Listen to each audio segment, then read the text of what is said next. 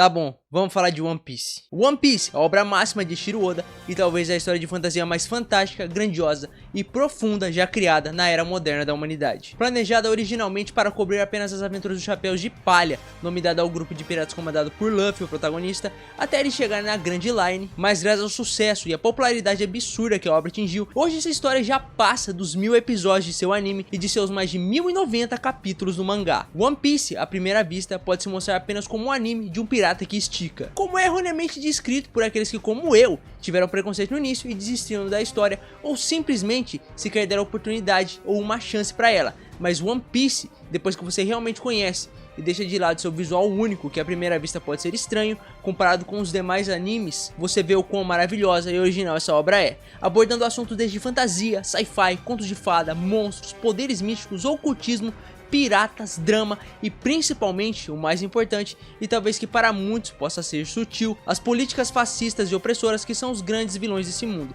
Porque One Piece, além de ser uma junção perfeita de quase todos os gêneros de fantasia, ele também é o anime barra mangá com o maior peso político já introduzido para uma quantidade tão massiva assim de público. Porque superficialmente ele é isso, uma fantasia, mas conforme a história e o mundo de One Piece se desenvolve, você começa a perceber que o que ele quer te contar é muito mais profundo que uma simples história de fantasia. As próprias maiores conquistas dos Chapéus de Palha já refletem isso, libertar povos de governos e imperadores fascistas e opressores. E eu acho que o foco principal de One Piece é isso, a liberdade, a humanidade no sentido de compaixão e o quão importantes são as pessoas que te cercam. Então, para aqueles que não conhecem One Piece muito bem, para aqueles que conhecem One Piece e para aqueles que amam One Piece igual a mim, vamos explorar o mundo da história mais grandiosa de aventura, drama e política dos animes e mangás. E aí, meus César disse, tranquilos, eu sou o Léo e sejam bem-vindos ao canal Colisão Pop.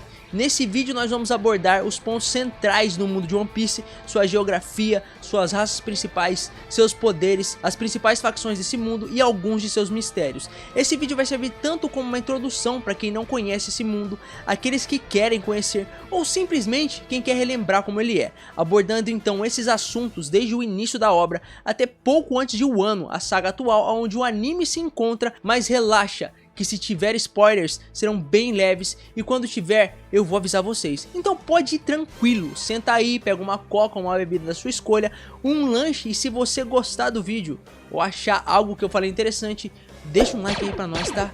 E se inscreve se não for inscrito, afinal, sem um like e a inscrição, o canal se torna cada vez mais irrelevante no YouTube. Então se gostar, pelo amor de Deus, ajuda aí, tá? One Piece, ou seu mote principal e o que conduzirá a trama, se inicia com as palavras daquele que dizem ser o homem com a maior liberdade do mundo. Roger, o rei dos piratas. O homem que conseguiu tudo, riqueza, fama, poder e o conhecimento, e teve seu fim sendo executado pela marinha. Durante sua execução, Roger disse suas últimas palavras que mudariam o mundo e que dariam início à era da pirataria. この世の全てを手に入れた男、海賊王ゴールド・ロジャー。彼の死に際に放った一言は人々を海へ駆り立てた。俺の財宝か？欲しけりゃくれてやる。探せ、この世の全てをそこに置いてきた。男たちはグランドラインを目指し夢を追い続ける。世はまさに大海賊時代。 Então vamos começar estabelecendo e explicando como funciona a geografia do mundo, já que ela é parte central e intrínseca da história. Iniciaremos pela Red Line, porque sem a Red Line, a geografia desse mundo seria completamente diferente. O mundo de One Piece, comparado com os demais mundos da ficção e até mesmo com o nosso, é um mundo onde sua grande maioria é composta de água e sua maior aglomeração de terra seca é um anel de montanhas avermelhadas gigantescas que percorrem toda a sua extensão, esse chamado de Red Line. Em suma, a Red Line é uma enorme cadeia montanhosa que corta os oceanos do mundo em duas partes, separando em 4 oceanos principais: East Blue, West Blue, North Blue e South Blue. A Red Line é talvez a característica mais marcante da geografia de One Piece e desempenha talvez o papel mais crucial em toda a história e nos mistérios que envolvem esse mundo. Como eu já disse, ela é extremamente importante. A Red Line também é uma barreira natural que impede a livre circulação entre os 4 oceanos. Isso significa que as viagens ao redor do mundo devem passar pela Grand Line quando não permitidas pela Marinha, a força militar mais poderosa e principal antagonista da história,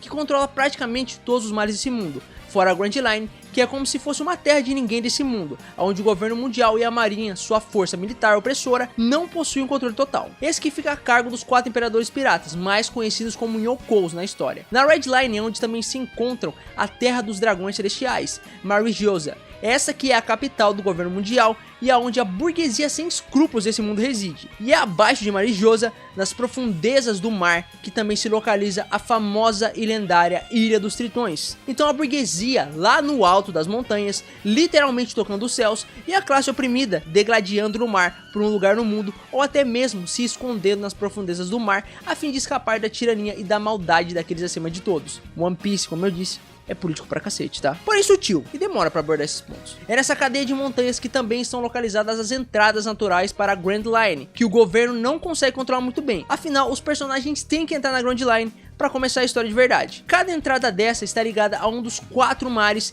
e convergem na entrada para a Grand Line. E tudo é como se fossem 4 tobogãs, onde a correnteza da água sobe até o topo de uma montanha, onde essas 4 correntezas convergem em uma quinta, e essa sim desce diretamente para a Grand Line. Fora a Red Line, o mundo de One Piece é composto por ilhas pequenas e grandes com seus próprios líderes e culturas, mas que em grande maioria respondem e são oprimidos pela marinha ou seus asseclas. Muitas dessas ilhas também são reinos com sua própria monarquia que respondem diretamente ao governo mundial, ou no caso de algumas na Grand Line, não respondem a ninguém, ou a piratas de enorme poder e influência que têm como esses seus territórios de respectivo domínio. Também tem as Ilhas do Céu e a própria Lua, mas já chegamos lá. Tenha calma, tá? Pelo amor de Deus, é muita coisa. Os 4 mares de One Piece que circundam quase todo o globo do mundo, East Blue, West Blue, North Blue e South Blue, são o berço normalmente dos sonhadores e a parte dos mares aonde a marinha possui mais influência. Então vamos falar um pouquinho desses mares, mas lógico, tentando evitar todos os grandes spoilers. O East Blue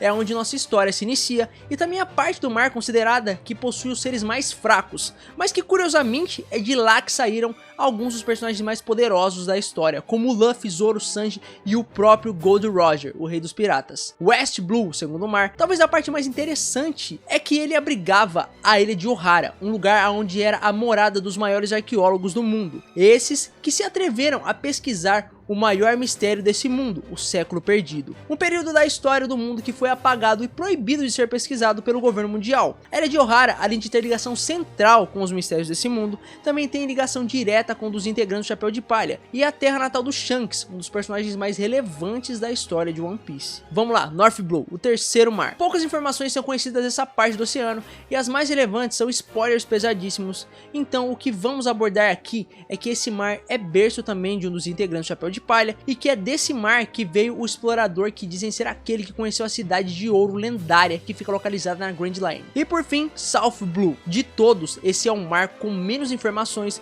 mas como os demais, ele também é lar de um dos tripulantes do Chapéu de Palha, e qualquer coisa além disso é um spoiler pesadíssimo da trama de uma saga inteira, por isso nós vamos passar para o próximo tópico, tá? Mas vamos entrar na parte do mundo de One Piece, que é onde a loucura de verdade acontece, e aí sim One Piece destrincha em ser grandiosa, a Grand Line e o Novo Mundo. Primeiramente a Grand Line. Essa parte do mar talvez seja a parte mais importante do mundo de One Piece, junto com sua segunda metade, o Novo Mundo. E é aqui que estão localizadas as respostas para todos os mistérios desse mundo, os seres mais malucos, os mais poderosos e o tesouro lendário, One Piece. Mas em resumo, a Grand Line é uma vasta e perigosa rota marítima que corta o mundo de norte a sul, passando pela Red Line e pelo Calm Belt, separando assim o mundo em 4 mares junto com a Red Line. O vídeo tá aí pra vocês verem e acompanharem o raciocínio, porque é meio complicado só de vocês entenderem eu falando. Mas o que é esse Calm Belt que você citou aí no meio da explicação da Grand Line, Leonardo? O Calm Belt, ou em tradução literal, cinturão calmante, é uma região que circunda a Grand Line, acompanhando ela por toda a sua extensão, como se fosse um segundo anel externo de ambos os lados da Grand Line. O nome Calm Belt pode ser um tanto enganador também, porque embora as águas dentro dele sejam notavelmente calmas, a área é extremamente perigosa e traiçoeira,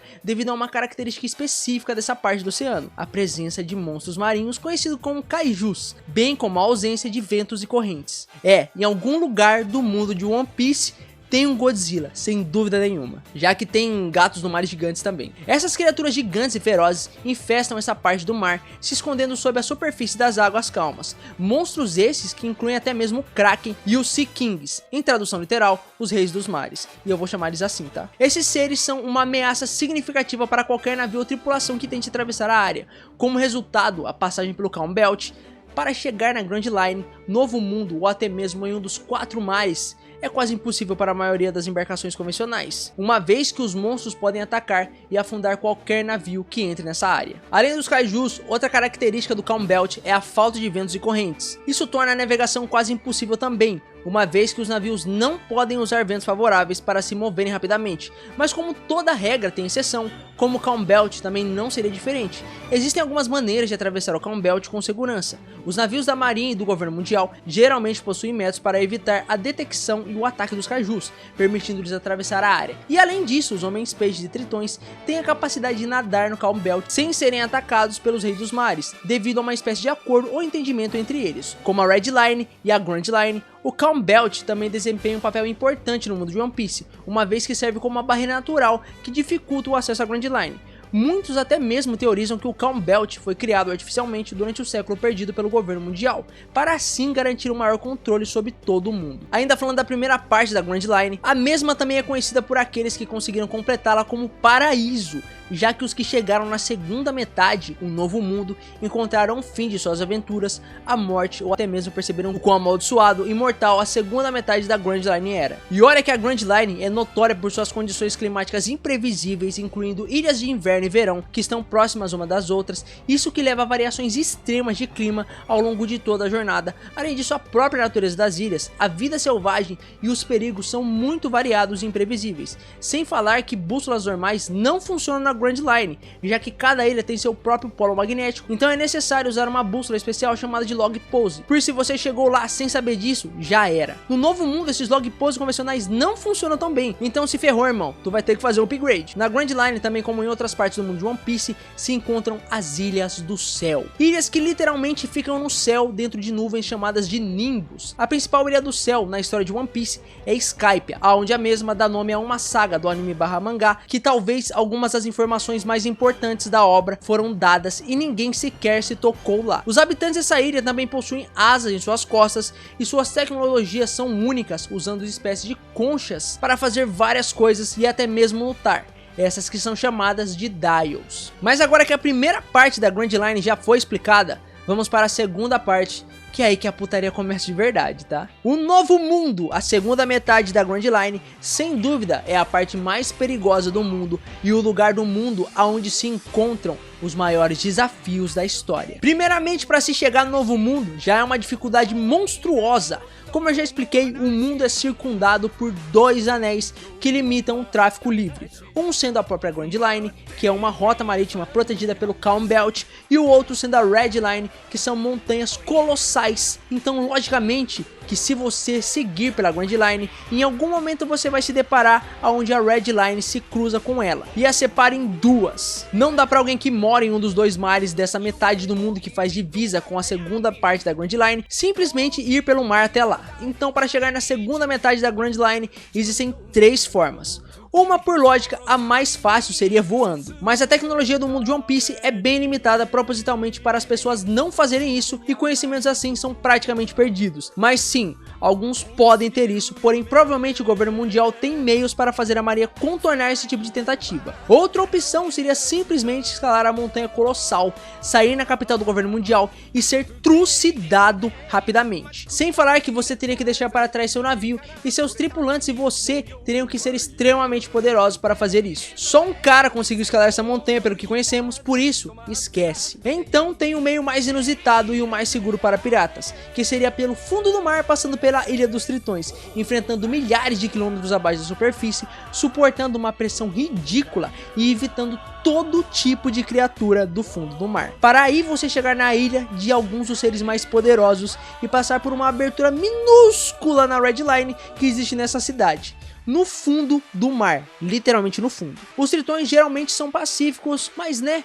qualquer motivo seria merda e nós estamos falando de piratas. Sem falar que a ilha deles é o domínio de um dos imperadores piratas, e é o mais doente da ideia. Mas ok, vencemos tudo isso e chegamos no Novo Mundo. Basicamente, o Novo Mundo é conhecido por suas ilhas ainda mais estranhas e perigosas comparadas com a da sua primeira metade, a Grand Line, bem como pela presença de criaturas marítimas incrivelmente poderosas. Essa parte do mar também abriga algumas das ilhas mais importantes da história, incluindo Long Tail, onde o lendário tesouro One Piece está escondido. Como na Grand Line, o Novo Mundo também é famoso por suas correntes polares, áreas de forte energia magnética que afetam as bússolas e a navegação convencional, tornando a navegação extremamente difícil. Navegar pela Grand Line é um desafio gigantesco, cara. Mas aqui se torna praticamente impossível e poucos são capazes de fazê-lo com sucesso. Além disso, é no Novo Mundo que se encontram os 4 Road Poneglyphs. Poneglyphs é difícil de falar, poneglyphs, enfim. Tá, mas o que são esses poneglyphs? E por que 4? Calma, meus lindos, eu explico e aqui terão pequenos spoilers, tá? É só contextualização, então eu não vou acabar com a graça do mistério pra vocês, beleza? Os poneglyphs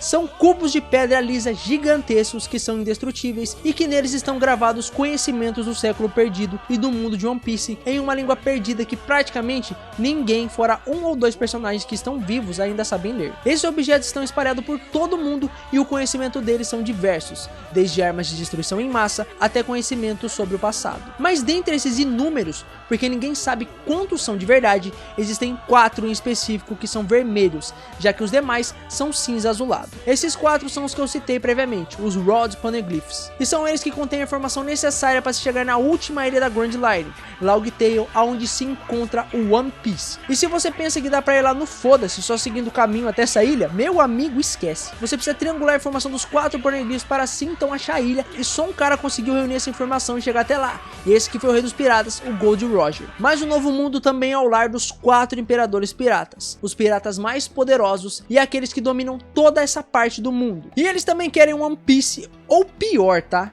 Sem falar que qualquer pessoa relevante da marinha aqui poderia dar um pau em qualquer um da Grand Line, e é comum encontrar pessoas com Akuma no Mi aqui, e até mesmo um hack, um poder qualquer um pode desenvolver e é mais poderoso que as próprias Akumas no Mi. E só pra não esquecer, a marinha e o governo mundial são os únicos que podem transitar pelo mundo ignorando essas regras de locomoção, já que eles possuem passagens e rotas próprias controladas por eles que burlam a Red Line e o Calm Belt. Porque os piratas não só dominam essas rotas e passagens, porque tem gente na marinha e no governo mundial que são fortes para um cacete. E é aqui que nós vamos falar das Akumas no Mi, as frutas do diabo, e o que é o motivo do nosso protagonista ser o pirata que estica. Primeiramente, vamos só observar aqui como Oda é inteligente em estabelecer essas frutas, porque por si só, elas já são um mistério muito interessante, que estão sendo abordadas só agora na obra, na linha do tempo que esse vídeo tá saindo, e nem é no anime, no mangá. E além disso, elas fazem total sentido com o mundo em que o One Piece se passa, e por mais que elas deixem quem quer que as possua uma pessoa extremamente poderosa, por mais peculiares que sejam os poderes da fruta que esse comeu, ao mesmo tempo ela faz ele viver em constante perigo de vida,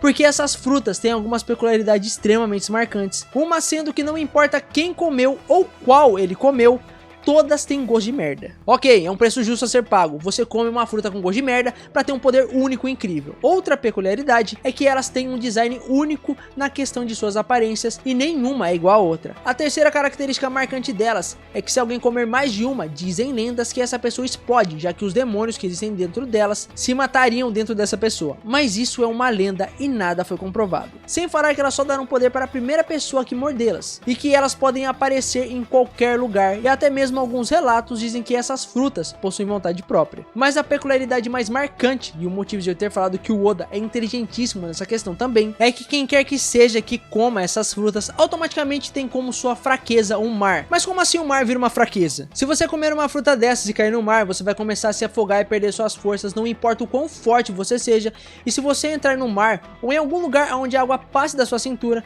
você começa a perder suas forças também. E isso é genial, porque o mundo de One Piece é em sua maioria é composto de água, e o objetivo da maioria dos personagens, principalmente os que têm Akuma no Mi, é desbravarem os mares, ou se alistarem na marinha e controlar o mar. Ao mesmo tempo, essas pessoas que têm Akuma no Mi têm como seu maior inimigo o próprio mar. Então, para conseguir conquistarem seus objetivos, elas têm que vencer a maior dificuldade na vida delas, literalmente vencendo o mundo. Você recebe um poder gigante, mas o mundo se torna seu inimigo, e quando você está no mar, sua vida está em constante risco de morte. Ao mesmo tempo, isso se torna um incrível debuff, já que personagens assim quebrariam completamente a história. Então, parabéns, Oda, você é foda. Mas de onde vieram as Akumas no Mi? Bom, tá aí um grande mistério. Mas o que nós sabemos do presente momento que eu tô gravando esse vídeo aqui, tá? Pode ser que revelem mais coisas no futuro, mas nesse presente momento. E aqui vai outro mínimo spoiler aí, tá? O maior cientista do mundo e aquele que detém o conhecimento das tecnologias do século passado, Vegapunk, diz que as Akuma no Mi são o fruto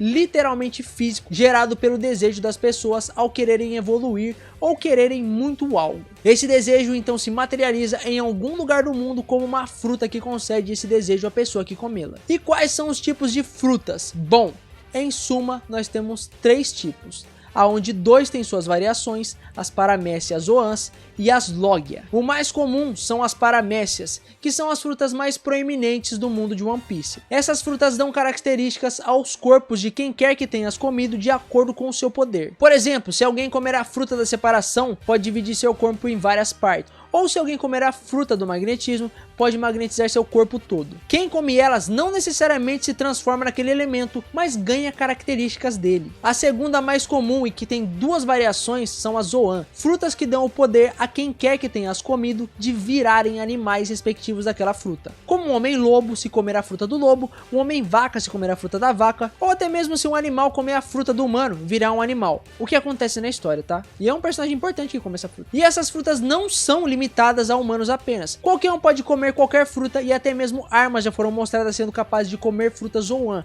apesar de que nunca foi explicado como elas comem essas frutas. Uma das variações dessas frutas Zoans são as Zoans pré-históricas, que permitem os usuários delas virarem seres pré-históricos respectivos dessa fruta, como tiranossauro, mamute e pterodátilo.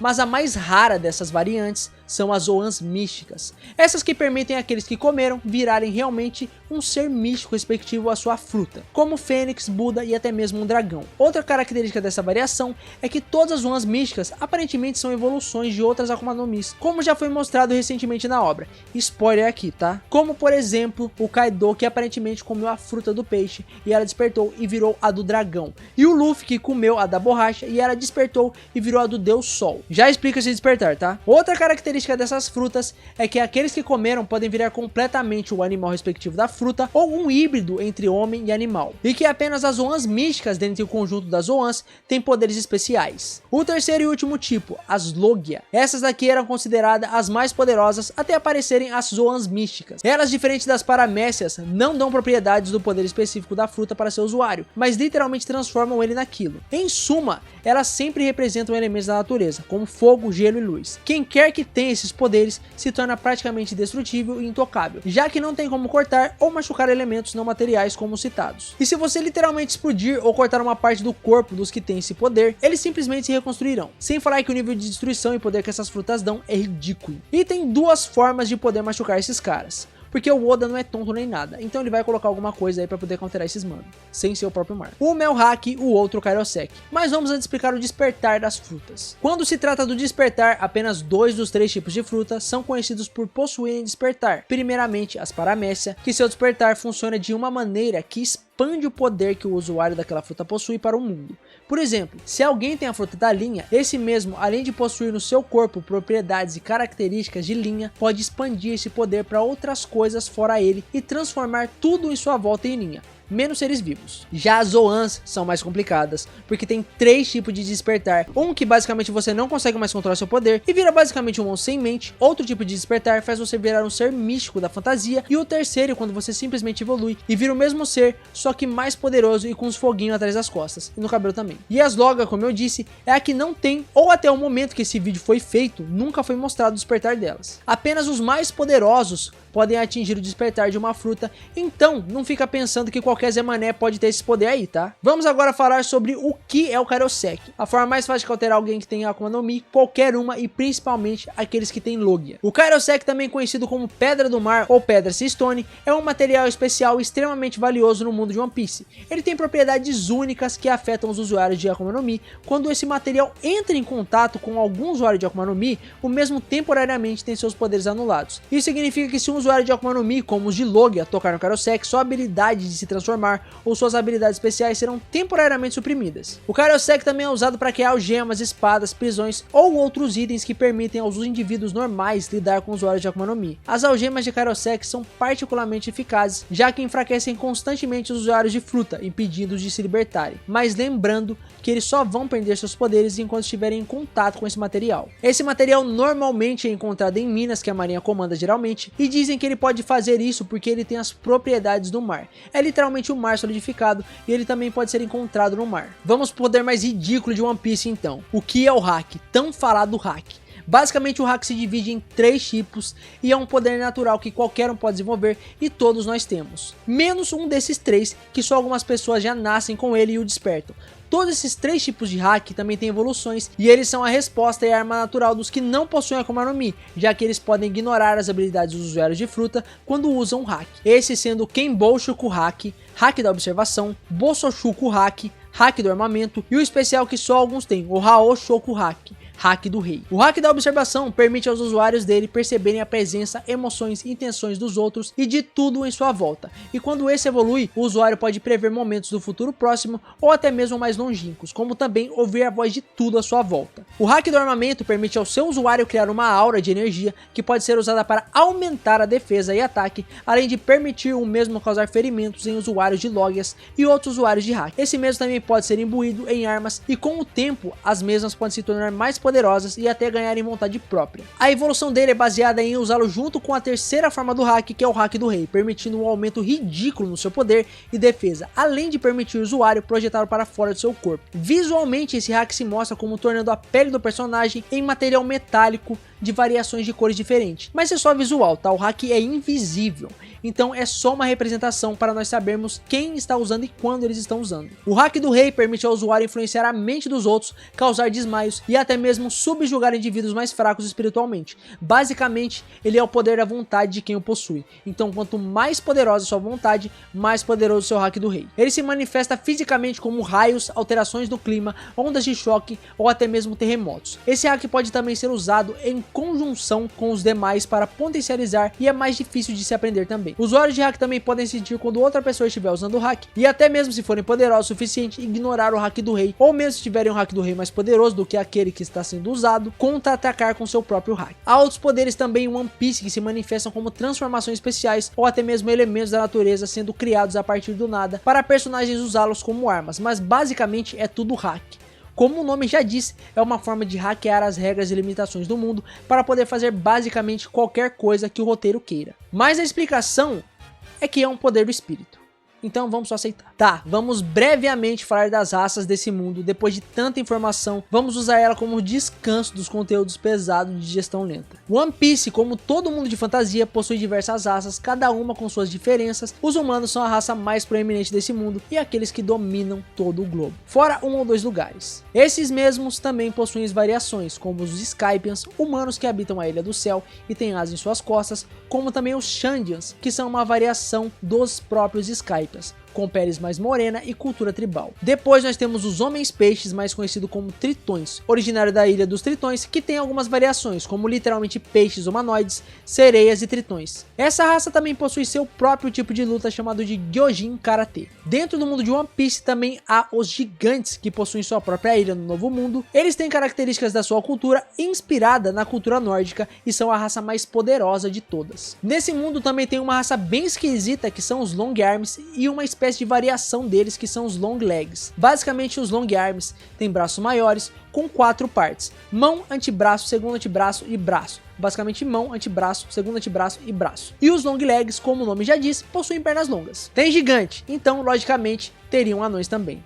Apesar de que anões não seriam mais correto. Acho que pigmeu seria o mais correto. Mas o nome dessa raça é Tontata e eles são de uma ilha importante para a história, localizada no Novo Mundo. Eles são bem pequenininhos, o suficiente para caber na palma da mão, eles têm caudas peludas e a maioria deles apresentam narizes pontudos. Essa raça também é bem forte como os homens peixe, eles também possuem seu próprio tipo de luta, o combate Tontata. Por fim, a última raça que dá para citar sem entrar em muitos spoilers são os Minks. Eles são animais humanoides com características de várias espécies de mamíferos, como leões, coelhos, touros, entre outros. Eles são conhecidos por sua habilidade chamada de Sulongs, onde eles podem se transformar em formas mais poderosas sobre a luz da lua cheia. Outra raça que vale a pena ser citada são os robozinhos que tem lá na lua. Esses que nós não temos quase nenhuma informação, fora que o Enel deu um rolê por lá, talvez tenha uma arma lendária lá também, e que existem piratas espaciais. Então, One Piece é muito doido até mesmo fora do próprio mundo. Tem uma arma lendária na lua? Que caralhos é esse de arma lendária? Eu explico pra vocês também. Elas são meio que um mistério.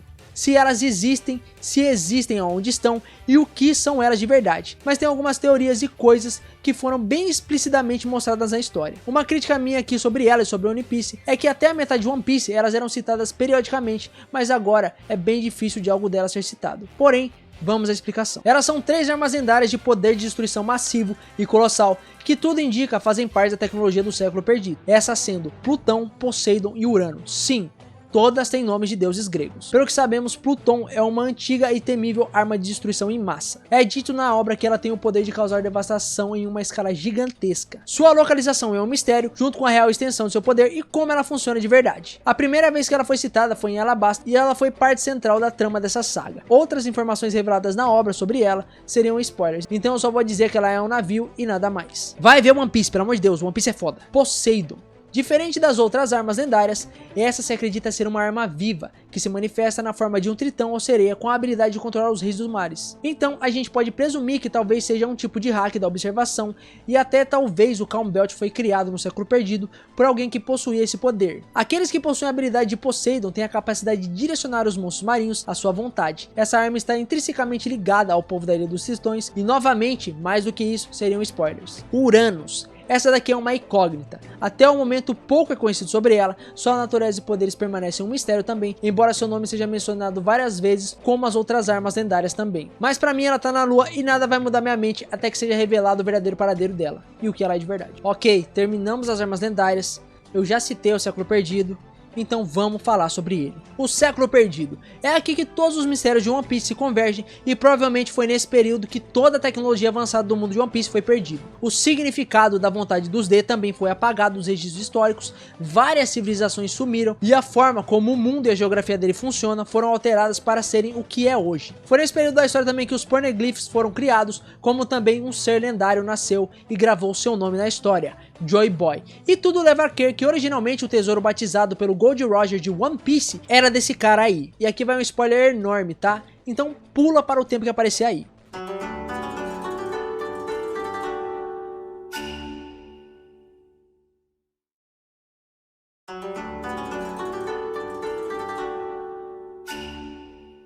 A própria Akuma no Mi do Luffy também pertencia a ele e provavelmente ela é parte central e a chave para conseguir ter acesso ao One Piece e poder realmente virar o mundo de ponta cabeça, como várias vezes citado na obra. O século perdido também é onde existiu uma civilização antiga que deixou para trás artefatos. Esses artefatos que eu já citei, estruturas e lendas que se tornaram elementos míticos do mundo atual. E todo esse conhecimento hoje em dia pertence apenas ao governo mundial e pouquíssimas pessoas do mundo, principalmente piratas e revolucionários. Mas o que é One Piece mesmo na história? Só a tripulação do Roger, os líderes do governo mundial e mais uns 2 personagens sabem o que é. E a vontade dos D que eu citei também. Esse daqui é um mistério FDP que está na história desde o início, literalmente desde a primeira cena do anime, e que ninguém se toca até realmente ser dito. Mas a vontade dos D se relaciona principalmente a personagens que tem esse D mudo no meio do nome, que pode ser destino ou sonhos, que é dream em inglês, morte, que é death, mas provavelmente significa determinação. A determinação dos D, que tem o poder de mudar o mundo,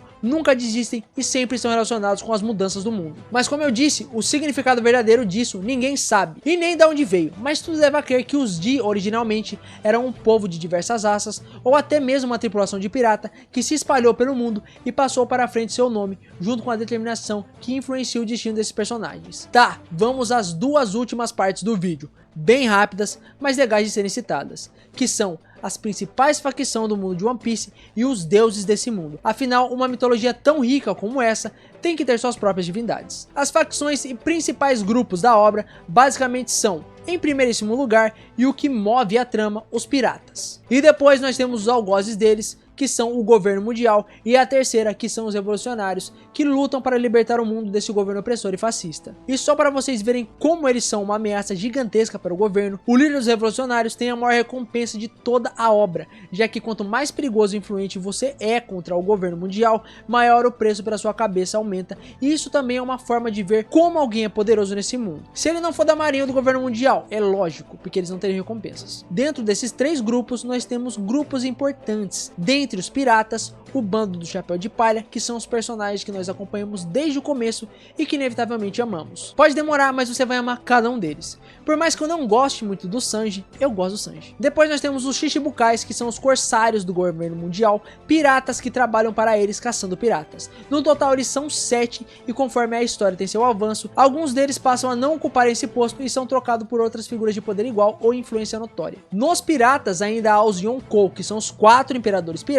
Eles são estabelecidos até previamente na história, mas todos realmente só aparecem bem para frente e cada um deles tem um papel chave na história. Como os Shichibukai, eles também podem ser substituídos por outros quando são derrotados pelos mesmos ou morrem e outros tomam seu domínio. No governo mundial nós temos a marinha, principalmente, que basicamente é a força militar de opressão desse governo, que garante o poder e o domínio dele sobre o mundo. Mas até mesmo dentro da marinha tem pessoas boas que lutam contra essas táticas do governo, como os Swords, mas falar qualquer coisa deles já seria um spoiler. Dentro do governo mundial, nós também temos a burguesia desse mundo, que são chamados de Tenryubitos, ou dragões celestiais, que basicamente são descendentes das 20 pessoas que fundaram o governo mundial. Resumindo, eles são os FDP de Alphaville, só que sem nenhum pingo de pudor. Ao invés deles só não dizerem o que pensam sobre o proletário, eles só tacam o foda-se, tratam todo mundo como lixo e até praticam a escravidão sobre qualquer um, já que eles podem fazer basicamente qualquer coisa e o governo mundial e a marinha protegem eles. Olha, parece até o nosso mundo, né? Bilionários, pessoas milionárias, ricos, influentes, políticos, pessoas assim cuzonas, sabe? Por fim, nós temos os revolucionários. Um grupo onde só tem monstro em questão de poder,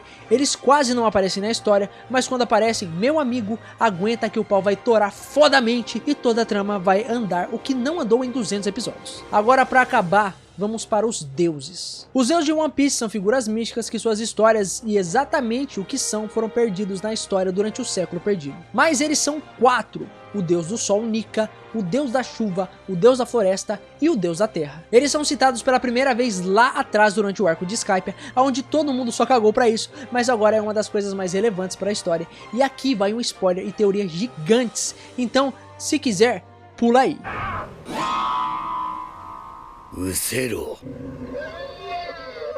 Tudo leva a crer que essas 4 divindades na verdade são pessoas que possuem ou possuíam Akumas no Mi Zoan místicas, respectivas a esses deuses, já que o próprio Luffy tem uma dessas, a do deus do sol e da liberdade, o deus Nika. Então provavelmente os outros 3 vão aparecer em algum momento aí e terão alguma Akuma no Mi também. Talvez eles já até tenham aparecido, mas suas Akumas no Mi não tinham despertado, como aconteceu com o Luffy, que originalmente a fruta dele era da borracha, mas na verdade era só um disfarce para essa fruta, e na verdade ela era a desse deus do sol e da liberdade. E é uma coisa que faz total sentido, já que esse deus representa a liberdade e a felicidade, e a borracha é um elemento que tem a liberdade de ser moldado de qualquer forma, e também pode fazer você achar engraçado as formas que ela assume.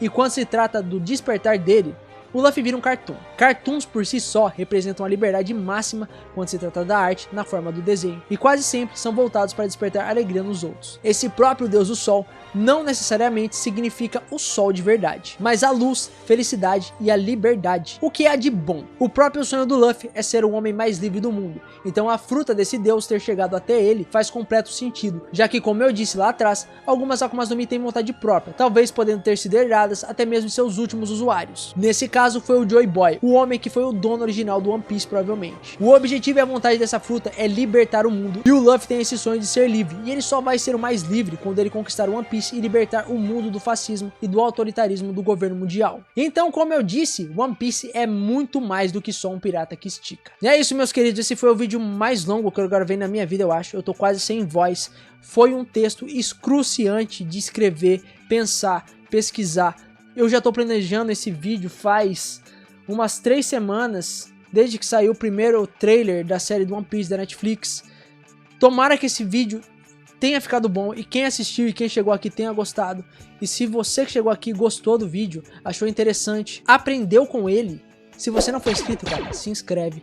E deixa um like se você não for inscrito ou for inscrito, se você gostou, é claro. One Piece é a minha história preferida de aventura. Apesar da minha história preferida ser Berserk dentre todas, One Piece eu acho que fica em segundo lugar. E é o meu anime preferido? Eu acho que sim, eu tô até reassistindo ele dublado, aproveitando que tá saindo os episódios dublados, né? E que vai sair a série agora. Então eu espero que quem se interessou pela série, quando assistiu ela, ou até mesmo queria acompanhar o One Piece já e não sabia por onde começar, tinha muita informação pra você pegar. Eu espero que esse vídeo tenha ajudado vocês, tenha ensinado alguma coisa, tenha relembrado vocês se vocês não esqueceram.